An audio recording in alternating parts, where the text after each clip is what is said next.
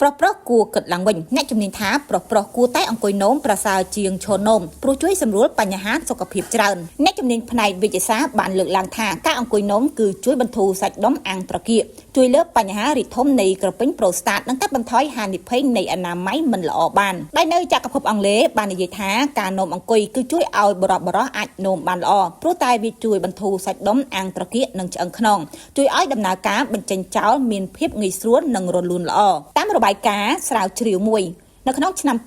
2023ដែលផ្អែកលើការវិតម្លៃបរិះនៅ13ប្រទេសបានរកឃើញថា 40% នៃបរិះក្នុងប្រទេសអាល្លឺម៉ង់និង 10% ប្រុសអាមេរិកមានទម្លាប់អង្គុយនោមតាមលោក Collin បានបន្ថែមឲ្យដឹងទៀតថាការអង្គុយនោមគឺជួយជាពិសេសសម្រាប់មនុស្សប្រុសវ័យចំណាស់ឬអ្នកដែលមានក្រពេញប្រូស្តាតរីកធំព្រោះថាវាជួយសម្រួលដំណើរការបញ្ចេញចោលជាមួយគ្នានោះបើតាមការស្រាវជ្រាវពីមជ្ឈមណ្ឌលវិទ្យាសាស្ត្រនៅប្រទេសហូឡង់ឯនោះវិញក៏បង្ហាញឲ្យឃើញដែរថាការអង្គុយចុះហើយនោមគឺជួយឲ្យនោមមកអស់និងបានលឿនជាងការឈរនោមយ៉ាងណាមិញការវិតម្លៃខាងលើនេះក៏បានបង្ហាញដែរថាមនុស្សប្រុសវ័យចំណាស់ភាគច្រើនគឺមិនគ្រប់គ្រងទម្លាប់អង្គុយនោមដោយប្រុសក្មេងៗឡើយដោយសារពួកគេគិតថាការឈរនោមគឺបង្ហាញភាពជាបុរសពិតជាក់ស្ដែងនៅអាមេរិកបុរសអាយុលើសពី55ឆ្នាំចំនួន 35% បាននិយាយថាពួកគេគឺមិនដែលនោមអង្គុយឡើយខណៈយុវជនចន្លោះពី18ទៅ24ឆ្នាំគិតបែបនេះត្រឹម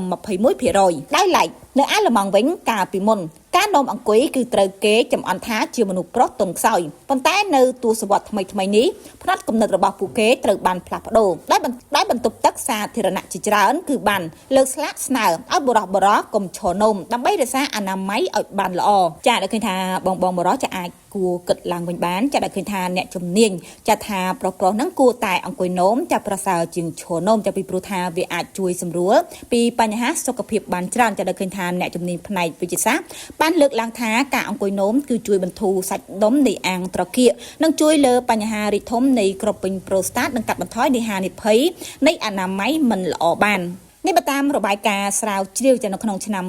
2023ដែលផ្អែកលើការវិតម្លៃបុរសនៅទាំង13ប្រទេសចាប់បានរកឃើញថា